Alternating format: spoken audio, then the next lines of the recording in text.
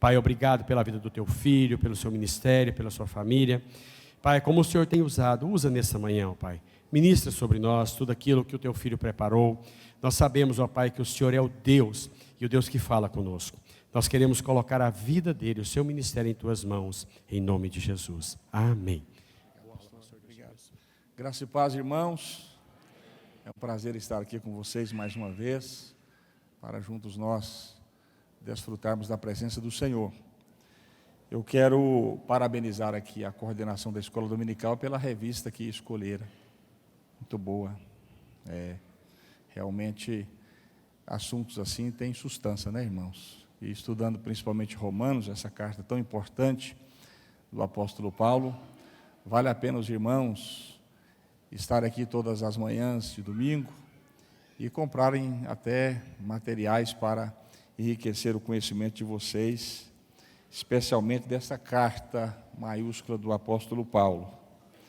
Eu quero convidar os irmãos para abrir as vossas Bíblias em Romanos, capítulo 5. É sempre uma alegria e um desafio, né, falar sobre Romanos. Mais alegria do que desafio, né? Porque esta carta é a carta mais importante que Paulo escreve durante o seu ministério. Esta é a teologia sistemática paulina, porque ele discorre aí toda a história da salvação.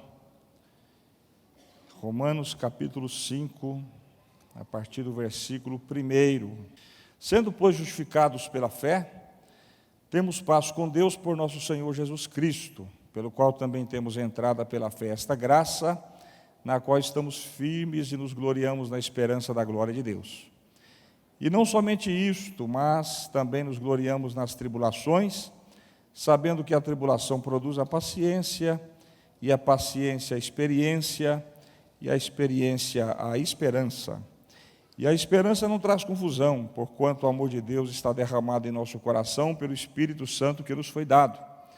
Porque Cristo, estando nós ainda fracos, morreu ao seu tempo pelos ímpios, porque apenas alguém morrerá por um justo, pois poderá ser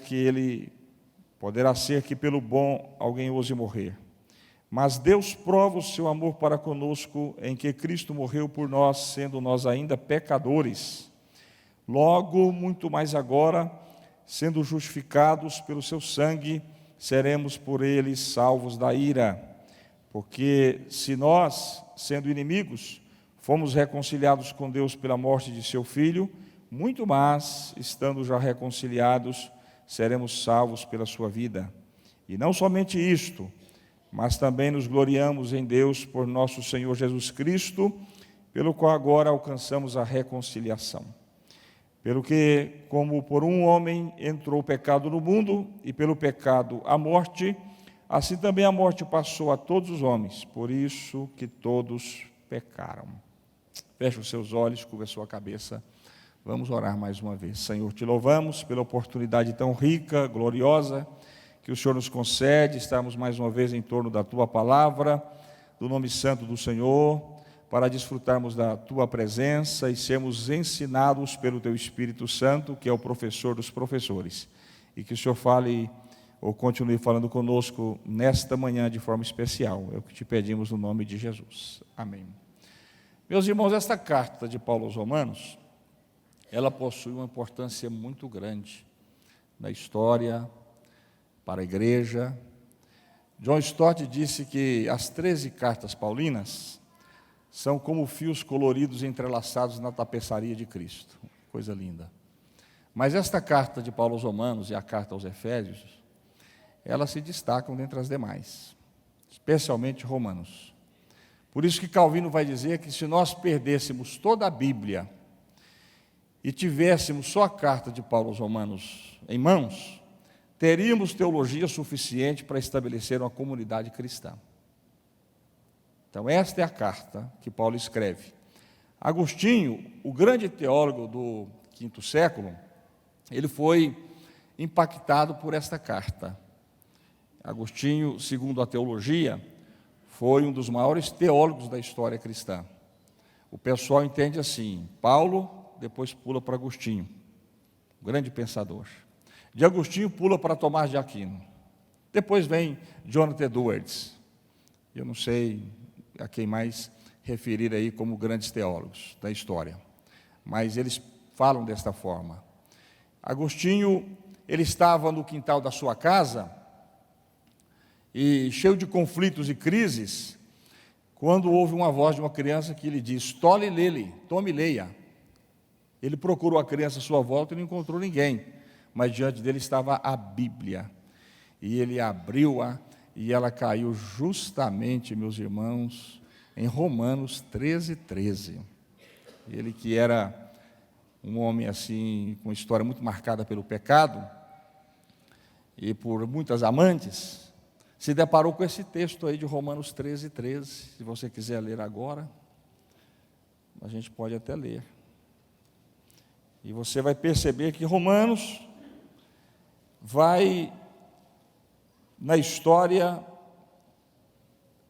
fazendo coisas tremendas no coração das pessoas. Romanos 13:13 diz assim: comportemo-nos com decência, como quem age à luz do dia, não em orgias e bebedeiras, não em imoralidade sexual e depravação, não em desavença e inveja. Ao contrário, revistam-se do Senhor Jesus Cristo e não fiquem premeditando como satisfazer os desejos da carne. Aqui, diante desse texto de Romanos, Agostinho se converte ao cristianismo e torna-se um dos maiores pensadores cristãos de toda a história. Depois ele vai fazer grandes tratados, escrever grandes livros como Confissões, onde ele diz: tarde te amei, Senhor, tarde te amei, procurei-te nos prazeres mais vis desta terra, não te encontrei, tarde te amei, tarde te amei. E ele tinha apenas 33 anos de idade, quando teve um encontro com Jesus e se deparou com esse texto que nós acabamos de ler, Romanos. João Crisóstomo, chamado de o Boca de Ouro, o grande pregador do V século, recomendava a leitura de Romanos uma vez por semana. Uma vez por semana. Se você entender Romanos, você vai entender toda a história da salvação.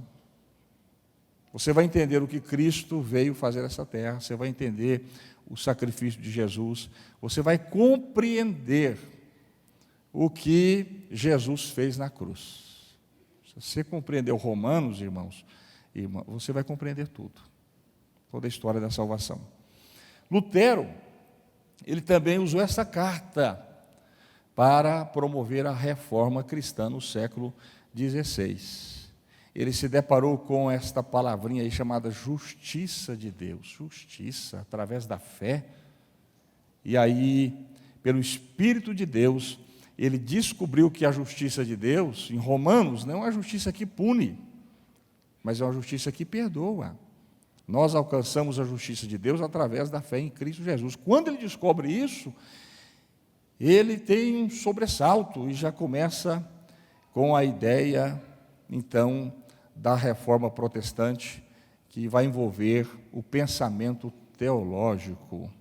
E isso vai influenciar até a questão de culto e tudo mais, através dessa compreensão da justiça e da justificação apresentada por Paulo nesta carta aos Romanos. John Wesley, depois de alguns anos, ele também tem um contato com um pequeno tratado de Lutero sobre carta aos Romanos, e ele é impactado por este tratado, por essa dissertação de Lutero sobre esta carta, e todo o seu ministério, sua teologia toma um norte diferente. E o que dizer de Karl Barth, o grande teólogo suíço, que escreveu cerca de 500 obras, aquele teólogo lá que morava na Basileia, na Suíça, tão respeitado não só no espaço acadêmico protestante, mas católico também.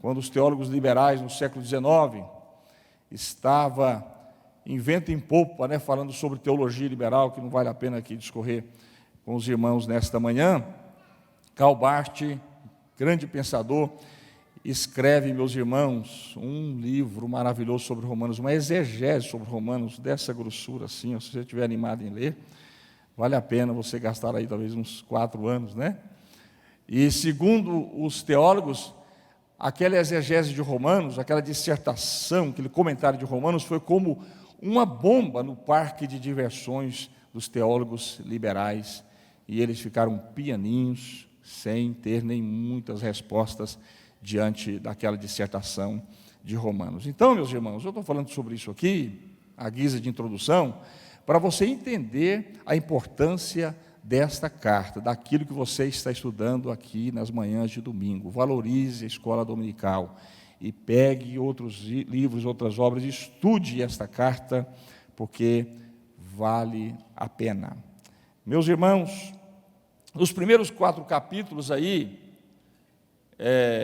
de Romanos, os irmãos devem ter estudado, Paulo trata acerca da base e da necessidade e dos meios para a justificação.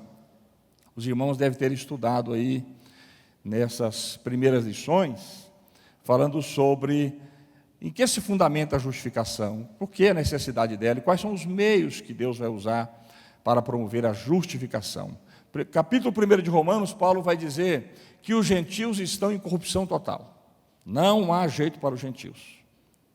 Ele vai mostrar o quadro ali dos gentios, as mulheres se inflamam umas com as outras, e os homens também, adoram mais a criatura do que o Criador. Os irmãos já leram todo esse texto ali. Depois Paulo vai nos mostrar que os gentios também estão em depravação total, estão em pecado.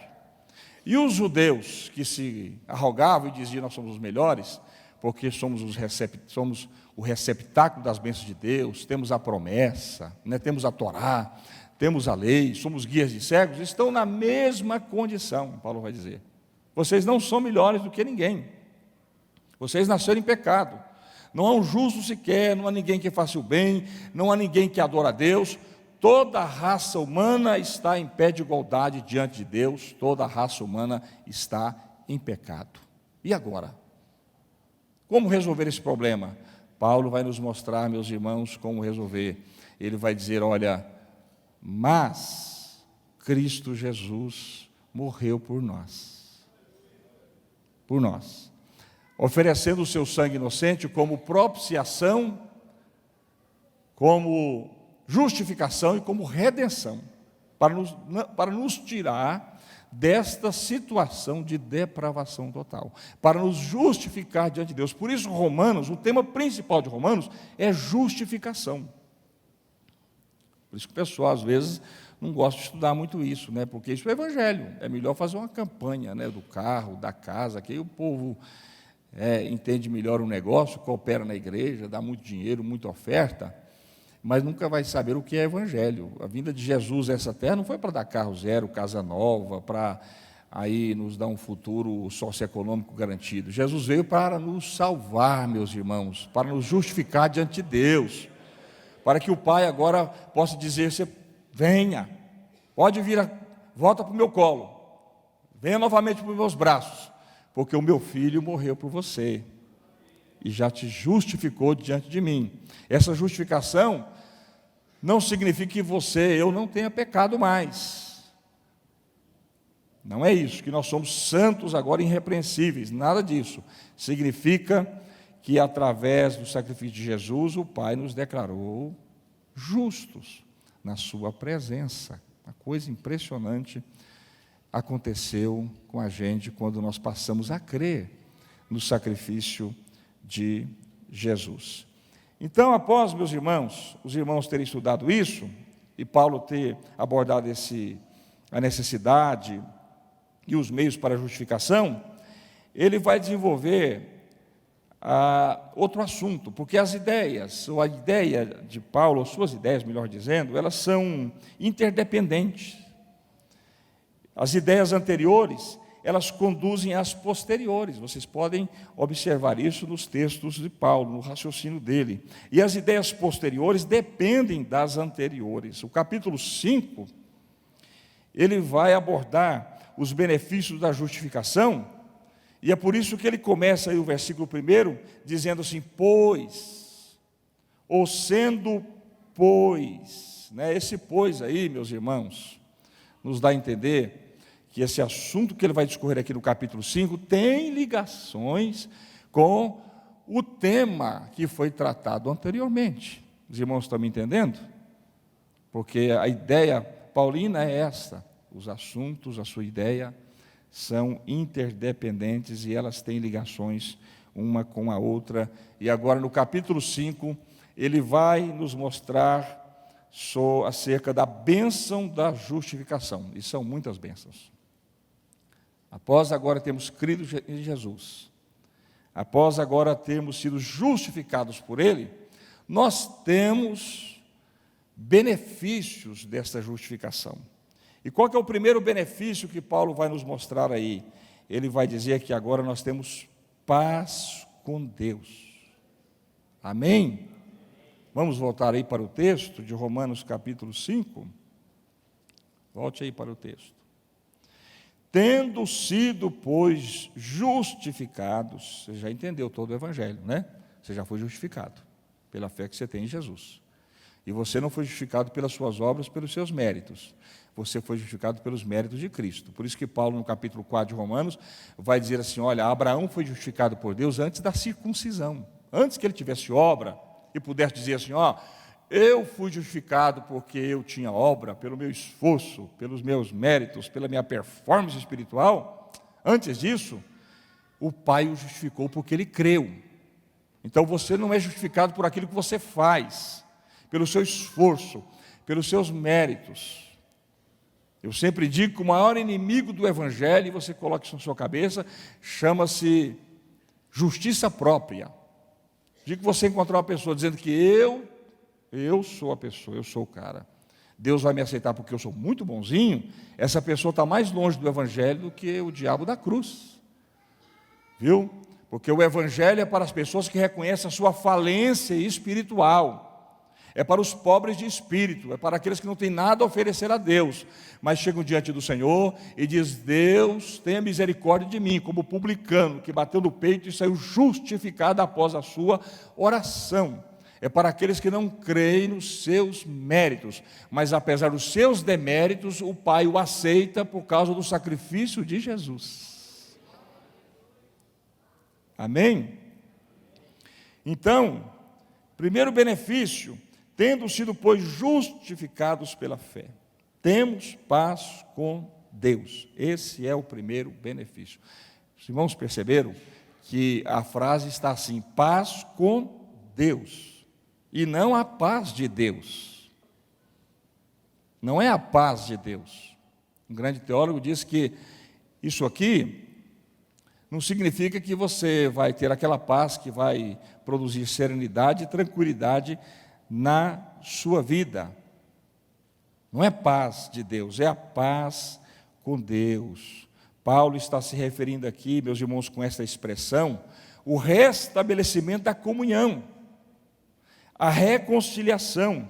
Afinal, toda pessoa sem Cristo, todo homem que vive na prática do pecado, está numa relação antagônica com Deus.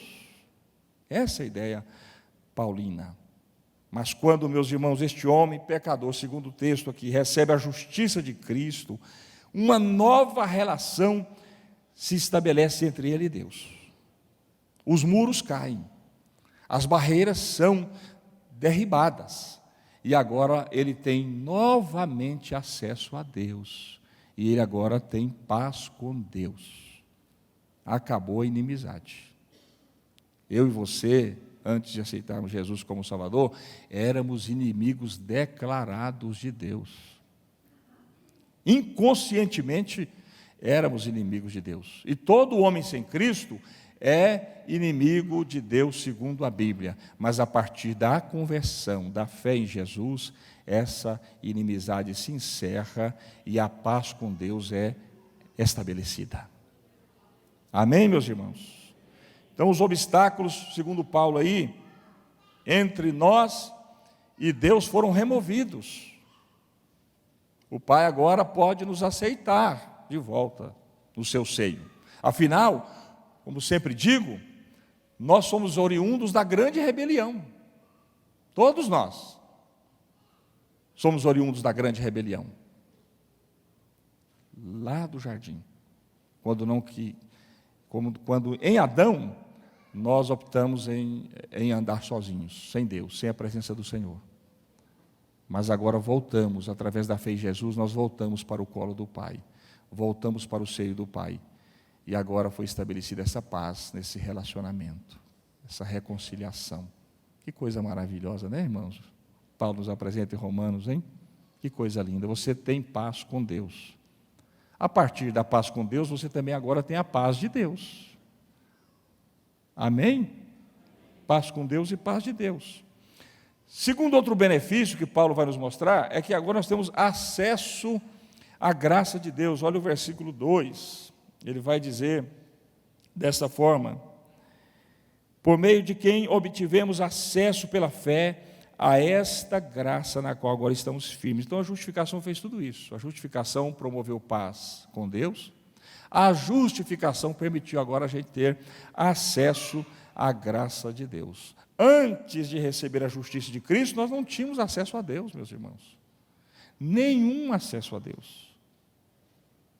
Os gentios, segundo Paulo aos Efésios, capítulo 2, versículo 14, eram barrados por um muro. Quer ler lá, Efésios capítulo 2, versículo 14? Vamos ler? Efésios, capítulo 2, versículo 14.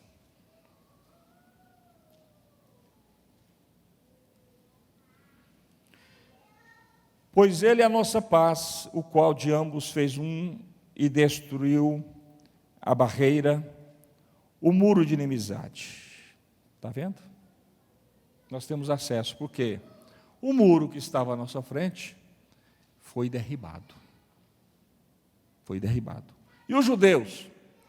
Os judeus também não tinham acesso, segundo Paulo aos Efésios. Essa carta também aqui é tremenda, né?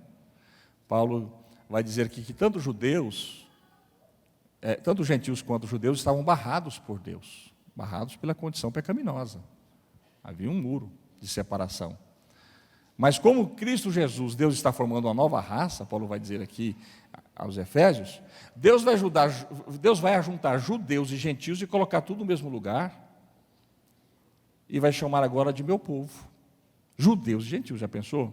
É a mesma coisa você colocar vilanovense e torcedores do Goiás no lugar só, e dizer, você vai torcer para um time só agora. Mesma coisa. Corintiano e palmeirense. Vocês agora torcem para o mesmo time. Vocês agora vão ser chamados de povo de Deus, nova raça. Então o texto está dizendo aqui que o muro caiu. E agora temos acesso a Deus. E os judeus tinham uma enorme cortina. Lucas 23, versículo 45, diz que a cortina foi rasgada de alto a baixo.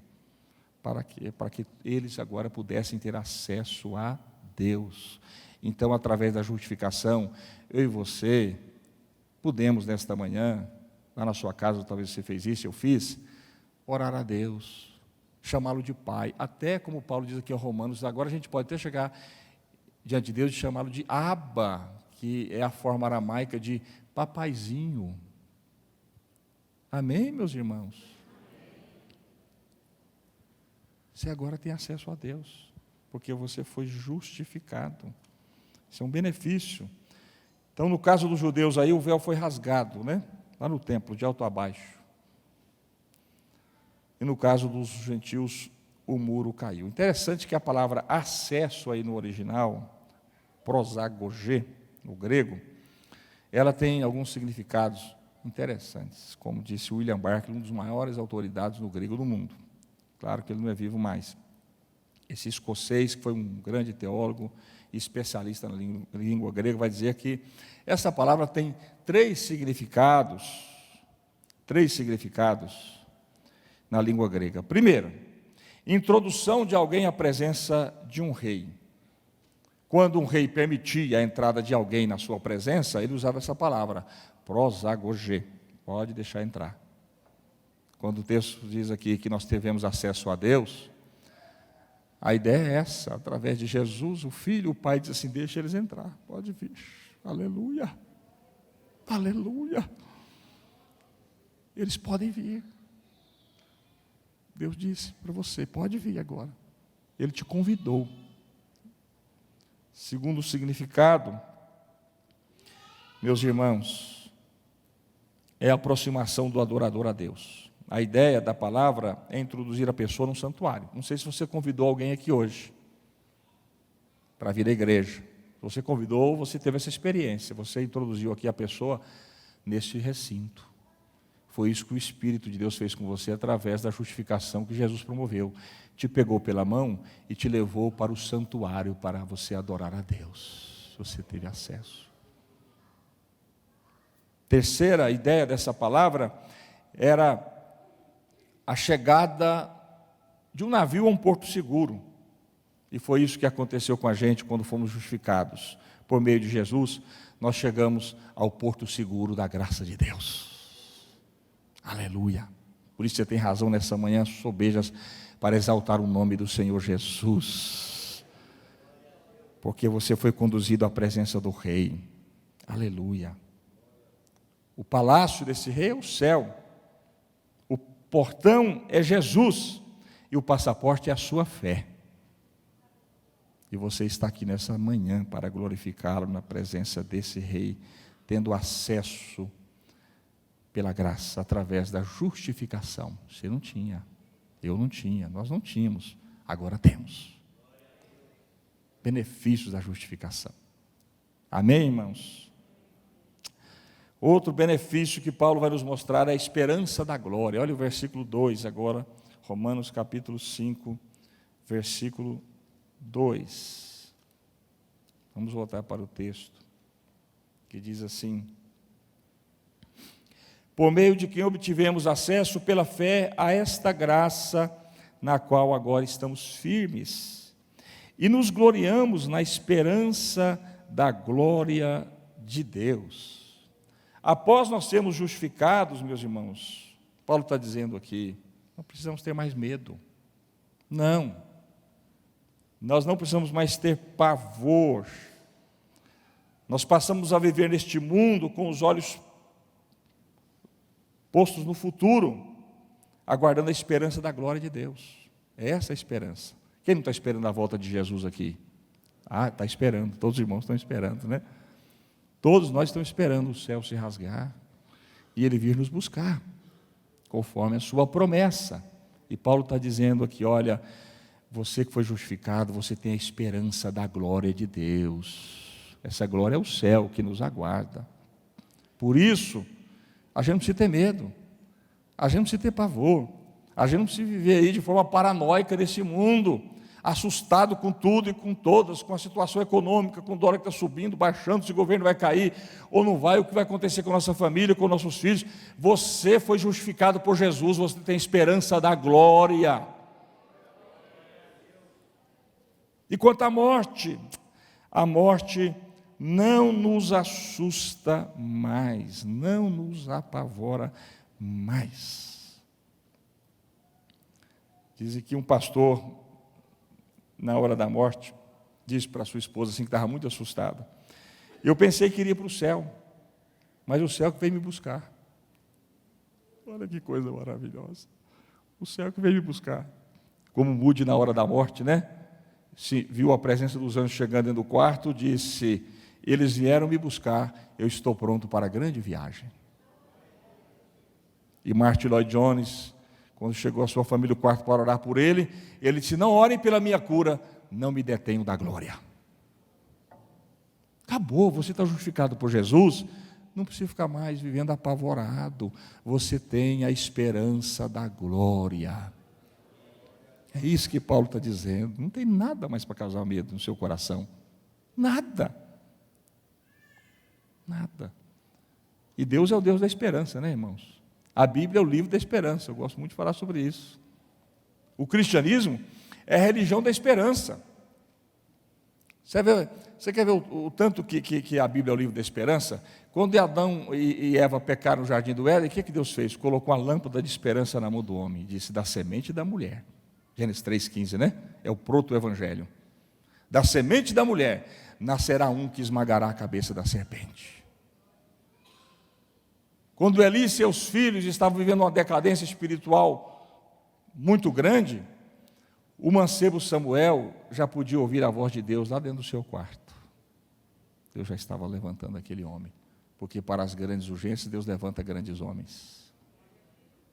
Quando Ananias e Safira escandalizavam a igreja primitiva com a avareza e a mentira, já irrompia um poderoso avivamento em Samaria, através de Filipe. Quando Saulo traiu Jesus, quando Judas traiu Jesus, e desolado foi se suicidar, já começava a acender a luz lá no caminho de Damasco. Quando a cabeça de João Batista foi entregue em um prato a Herodias, a cabeça que não pôde ser cortada, já operava milagres em toda a Palestina e continua a operar até os dias de hoje. Por isso levanta a sua mão e glorifica a Deus. Você tem a esperança da glória, porque você foi justificado por Jesus. Acabou o medo, acabou o pavor, acabou o receio, acabou a paranoia. Negócio é você ficar trancado em um quarto, dizendo: não vou sair mais, estou com medo de tudo e de todos. Acabou. Você foi justificado. Você tem esse benefício chamado esperança da glória. Amém, meus irmãos? Dizem que o irmão no leito da morte foi visitado pelo pastor, né? E o pastor lhe perguntou: o irmão está preparado para morrer? Ele respondeu: não, pastor, eu estou preparado para viver. Estou preparado para viver. A gente está preparado para viver, porque a gente tem vida eterna. Amém, irmãos? Bom, outro benefício que Paulo vai nos apontar é a alegria nas tribulações. Que isso, pastor? Alegria nas tribulações é benefício da justificação? É. Olha o versículo 3 ao 5 agora, vamos ler aí o texto. Não só isso, mas também nos gloriamos nas tribulações, porque sabemos que a tribulação produz perseverança, a perseverança um caráter aprovado, e o caráter aprovado, esperança. E a esperança não nos decepciona, porque Deus derramou seu amor em nossos corações, por meio do Espírito Santo que Ele nos concedeu. Então, meus irmãos, segundo Paulo, o cristão justificado, ele se alegra, inclusive, nas tribulações, porque a justificação que nós recebemos através do sacrifício de Jesus, não só nos prepara para o céu, mas nos prepara para esta vida. Nos prepara, meus irmãos, para nós vivermos aqui na terra. Afinal, meus irmãos, a vida, a gente sabe que ela não é composta somente de cores alegres, vivas, mas a vida é marcada também por cores sombrias, tristes. Existem dias de céu azul, de sol brilhante, mas existem dias também nublados, de nuvens escuras, espessas. Existem dias de sombras, dias de tempestades fortes, que às vezes nós pensamos que não vamos suportar. Não é verdade? Não vamos aguentar. Porém, Paulo está dizendo aqui, meus irmãos, que tanto a expectação pela alegria, quanto as tribulações, elas são motivos de júbilo para o cristão justificado. São motivos. Por quê? Porque essas tribulações, elas vão gerar em nós muitos benefícios também. Segundo Paulo, vai nos dar caráter aprovado. Gente burilada aí na bigorna de Jesus. Gente trabalhada por Deus. Né? Não somos masoquistas, não. Nem estoicos. Nós somos crentes justificados por Jesus, que não nos gloriamos pelo sofrimento e nem ficamos pedindo: vem sofrimento, né? Vem, oh, que sofrimento maravilhoso. Não, nós não nos gloriamos pelos sofrimentos, nós gloriamos pelos resultados do sofrimento. Amém, irmãos? Por quê? Porque esses sofrimentos vão gerar em nós frutos maravilhosos. Você quer ver? Seja pastor um dia e lida com gente que nunca sofreu, você vai ver. E, irmãos, igreja por aí tem gente arrogante, tem gente com o nariz empinado, Mas pega um crente que já passou assim por umas escovas bem fortes de Jesus, você vê. Pega. É diferente, viu, pastor Carlos? Ixi, ele fala mansinho, fala até devagar, né? O bom dia dele é suave. Agora você pega aquele camarada que nunca sofreu, até o bom dia dele na frente da igreja. Então, se ele for rico, bom dia. Mas quando o camarada é escovado, irmãos, lá na lavanderia de Jesus, mas fica bonzinho, fica maravilhoso, a gente fica fácil de lidar com ele. Essas tribulações, elas geram em nós frutos maravilhosos. E eu acho que é por isso que o Brasil vai enfrentar grandes tribulações. Há 4 anos atrás, o pastor Cícero estava falando, meu filho, eu estou orando, e Deus está mostrando o Brasil em polvorosa, o povo tudo apavorado, correndo para um lado para o outro, parece que eu estou vendo assim, como se joga feijão no chão, e o povo tudo apavorado. 4 anos atrás, hein? Ele estava me avisando, vai vir uma grande crise. No dia da eleição, eu liguei para ele, irmão Cícero, o senhor votou? Eu votei, você pediu para me votar na Marina, eu votei. O senhor orou pelo Brasil? Eu falei, orei, Deus mostrou uma coisa feia, meu filho. Eu falei, o que o senhor viu? Ele falou assim, eu vi muita gente pegando em arma e muitas flores para sepultamento. Quando foi no dia 10/12, ele estava lá em casa do ano passado, ele me chamou 1h30 da manhã. Acordado ele estava vendo. Disse, meu filho, prepara. Se prepara. Porque eu vi 2 profetas.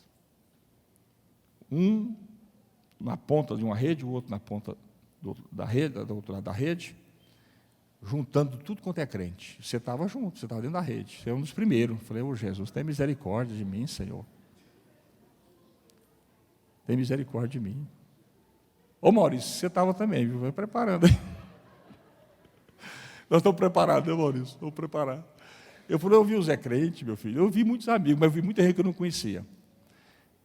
E essa rede foi apertando a tal ponto que chegou perto de uma porta muito estreita. O profeta passava a ponta para o outro, ele pegava a ponta do outro para apertar mais um pouquinho e passar nessa porta. Ele falou, o Brasil vai passar por uma dificuldade muito grande. Os crentes podem se preparar. E eu ouvi a Dr. Shed há uns anos atrás dizendo assim, irmão, esta igreja que está aí com toda esta teologia da glória, não vai ser salva desse jeito. Sempre ouvindo o Dr. Shed falando isso. Eu não sei o que nos aguarda no futuro, mas os irmãos não precisam ser pessimistas, sejam realistas, a coisa vai apertar. Mas se você que tem a consciência que foi justificado por Jesus, você tem a esperança da glória, viu? E o que vier sobre a nossa vida vai gerar em nós frutos maravilhosos. Dr. Shed falou agora no último encontro que Deus está preparando o Brasil para um grande avivamento. Aleluia! Um grande avivamento. Deus vai fazer nessa nação. E eu nunca vi um avivamento começar sem antes o povo sofrer. Não. Avivamento começa depois que a gente reconhece o pecado, se arrepende. Eu estou vendo até líderes aí que andavam de mão dadas com o poder, né, bem mancomunados, junto com esse pessoal, e pianinho agora, e chamando o povo para orar e se arrepender. Oh, que coisa maravilhosa. Deus está começando a fazer a sua obra, hein, irmãos? Está vendo? O que Paulo está dizendo? Que as tribulações gerem em nós benefícios maravilhosos.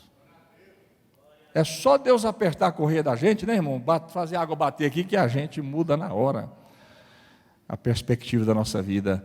Por isso, você que é de Deus, não se apavore, você está justificado por Jesus. Deus vai cuidar de você, da sua casa e da sua família, como sempre cuidou, aleluia. Como sempre cuidou. Então Paulo está dizendo, meus irmãos, nós não precisamos ser masoquistas, estoicos, né? Só crentes justificados. E ele vai dizer que essas tribulações, ela vai gerar em nós perseverança, caráter aprovado, né? E esperança.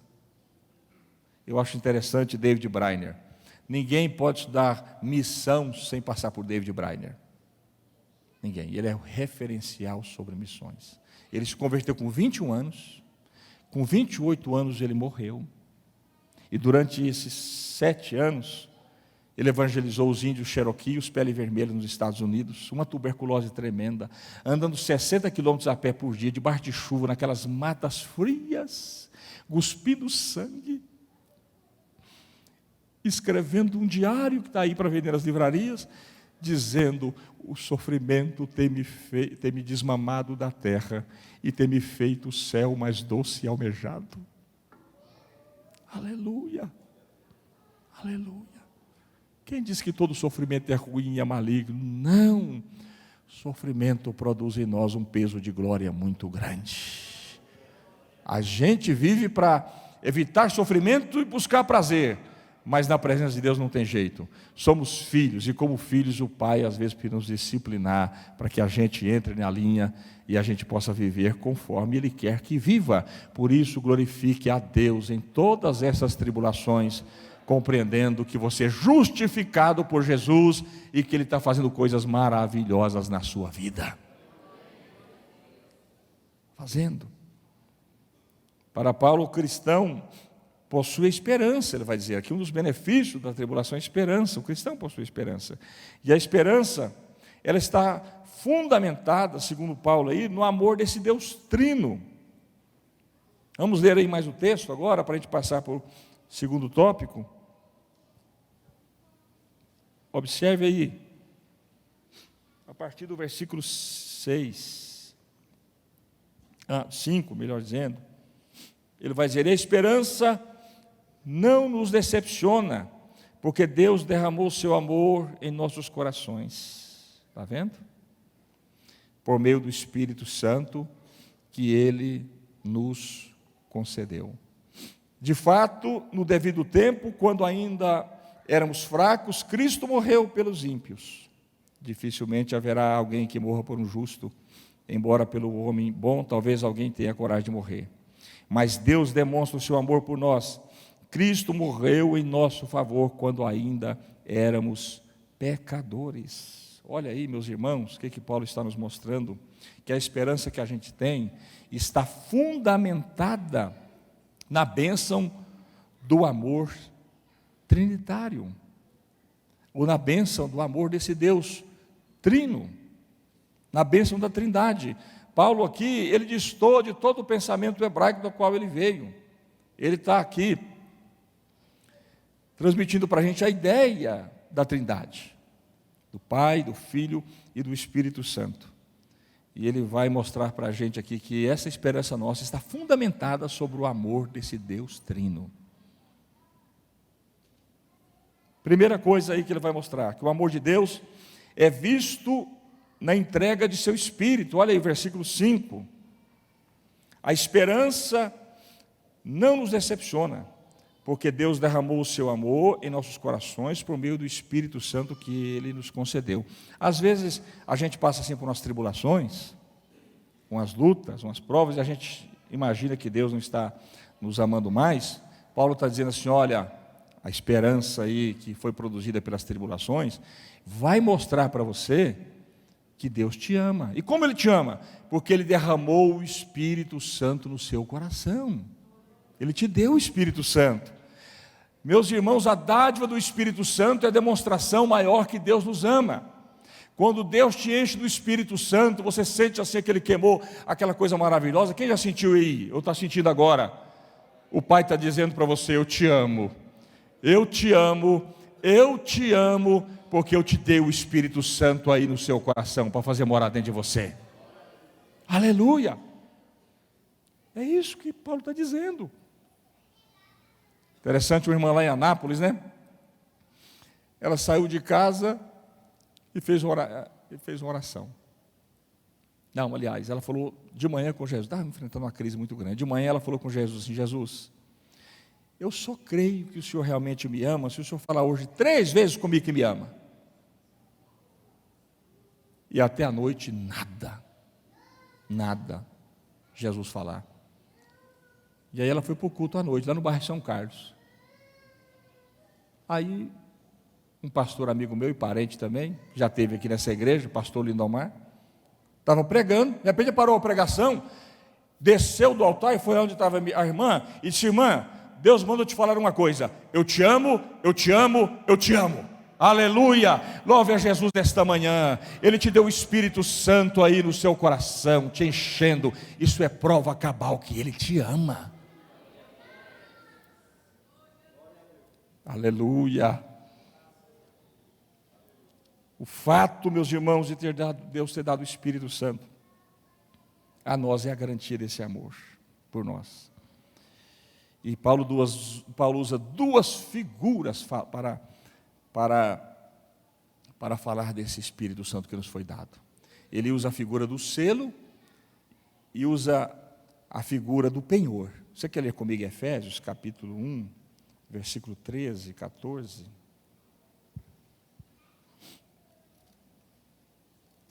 Efésios, capítulo 1.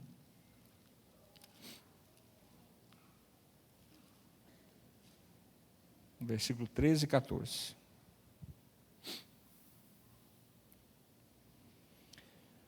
Quando vocês ouviram e creram na palavra da verdade, o evangelho que os salvou. Quando vocês ouviram e creram na palavra da verdade, o evangelho que os salvou, vocês foram selados em Cristo, com o Espírito Santo da promessa, que é a garantia, o penhor da nossa herança, até a redenção daqueles que pertencem a Deus, para o louvor da sua glória. Paulo usa duas figuras aqui, meus irmãos, para nos mostrar de que forma o Espírito Santo foi nos dado. Foi te dado. Primeiro foi dado como selo. Qual é a ideia do selo? O selo é a ideia de propriedade, identificar a propriedade. Quando um rei batia o selo sobre um objeto, ou sobre qualquer coisa, todo o pessoal sabia que aquele objeto era de posse do rei. No caso do túmulo de Jesus, ele foi lacrado e foi selado ali por Pilatos. Ninguém podia abrir o túmulo, por isso que o anjo que abriu. 18 soldados aproximadamente estavam ali, né, guardando aquele túmulo, estava o selo do rei ali, ou de Pilatos, do governador. Quando Deus nos deu o seu Espírito Santo para provar que ama a gente, Ele nos deu como selo. Selo. O inimigo olha para a gente e fala, esse aí tem dono. Não tem jeito não. Aleluia. Esse aí tem dono. Esse é do cara lá. Ele fala assim, esse é do homem lá em cima, né? Não foi isso que aconteceu com a irmã ali, que foi fazer uma mandinga no cemitério Santana, a irmã Guimarães, não sei, esqueci o nome dela. Chegou lá e falou, não mexe com esse corpo aí não. Esse aí é do homem lá de cima. Esse aí ninguém pode tocar nele não. O diabo não lhe toca, você tem dono, você foi selado pelo Espírito Santo, tem o selo de Deus na sua vida aí, ó. Prova que Deus te ama, aleluia. Você está sentindo a presença do Espírito aí no seu coração agora? Demonstração do amor de Deus por você. E para dizer para você, você é meu, você tem dono, aleluia.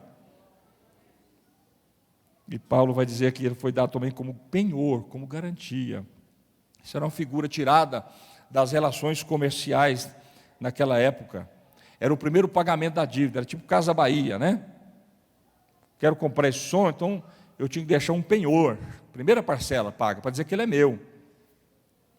Dizer que ele é meu. Depois vou buscar a mercadoria, deixa aí, é minha. Quando o Pai nos deu o Espírito Santo, nos comprando, por alto preço, pelo sangue de Jesus, Ele deixou aqui, meus irmãos, o primeiro pagamento da dívida.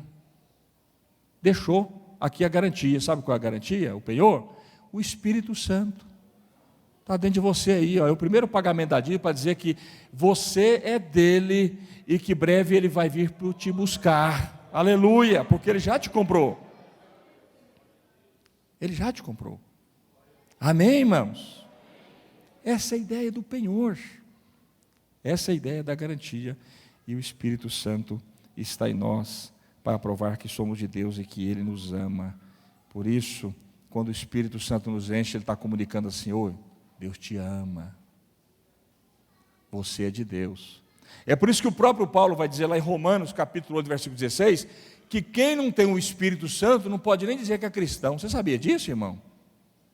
Se você sair na rua e perguntar, irmão, você é cristão? No Brasil todo mundo é cristão, né? Uma forma confessional. Não, sou cristão. Mas Paulo está dizendo que se a pessoa não tiver o Espírito, não é cristão, não. Ué, não pode ser. O Espírito Santo é o selo, não é, irmãos? Ele não é o penhor, não é a garantia? Se o Espírito Santo não está ali, como é que essa pessoa é de Deus? Não é ainda não. Quer ler Romanos capítulo 8, versículo 16? Olha para aí o texto. Romanos capítulo 8, versículo 16.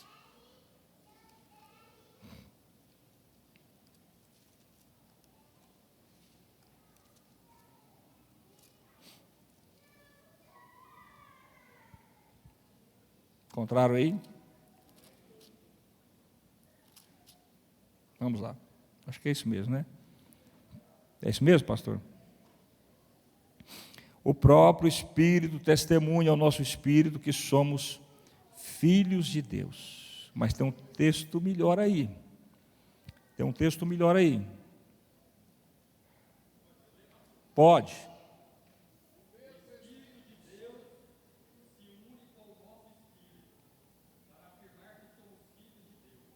Amém. Mas olha aí, leia agora aí, o pastor, o 9, o pastor, lê o 9, lê também o 9, o versículo 9. Pode ler, pastor.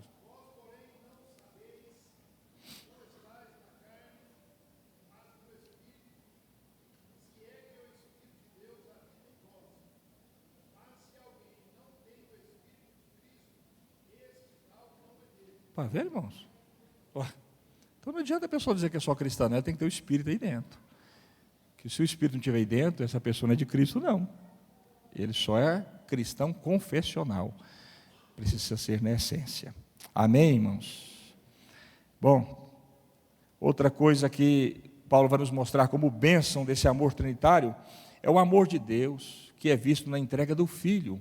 Olha o versículo 8 aí, do capítulo 5 de Romanos. Voltamos para o texto que diz assim: mas Deus demonstra seu amor por nós. Cristo morreu em nosso favor, quando ainda éramos pecadores. Que coisa maravilhosa. A maior prova do amor de Deus, meus irmãos, a maior prova que esse amor existe por nós, é que Cristo morreu por nós quando ainda éramos pecadores. Por isso, quando você enfrentar aquela lutinha lá, aquela dificuldade, né? Aquela batalha, e você começar a pensar que Deus não te ama, lembra desse texto. Ele morreu por nós quando ainda éramos pecadores. Quer prova maior do que isso, irmãos? Quando ainda éramos inimigos de Deus. Paulo vai dizer, não acha ninguém que morre pelo amigo, por um justo? Como que ele morreu pelos seus inimigos? E ele morreu pelos seus inimigos, quando ainda nos era pecadores. Quer prova maior do que isso, do seu amor? Não tem como, não é verdade? Por isso que esse mesmo Karl Barth, que escreveu essa exegese de Romanos, quando estava palestrando nos Estados Unidos, após escrever 500 obras, após muitos anos de estudo teológico, um homem extremamente respeitado, num encontro lá em que ele estava palestrando, alguém levantou e disse: doutor Karl Barth, o que o senhor aprendeu de mais importante no cristianismo ou com o evangelho? Para nos passar, ele disse: Jesus nos ama. Ele nos ama. Meus irmãos, esse amor é demonstrado dessa forma. Ele morreu por mim e por você quando ainda éramos inimigos dele. Amém? Meu tempo acabou, pastor? 5. Então, esse outro texto é um texto muito complicado, que devemos gastar mais tempo. Quem sabe outra vez a gente fala sobre ele, sobre essa questão de Adão e Cristo, né? Do primeiro Adão, do segundo e último Adão, né? O primeiro representante da raça caída, o outro da nova raça que foi levantada por Deus. No outro momento a gente fala sobre ele. Que Deus abençoe os irmãos por esta manhã maravilhosa. Vamos continuar glorificando a Jesus, porque Ele é tudo em nós, como disse Paulo. Curva a sua cabeça, feche os seus olhos nesta hora e vamos agradecer a Jesus. Aleluia! Você não precisa ter mais medo.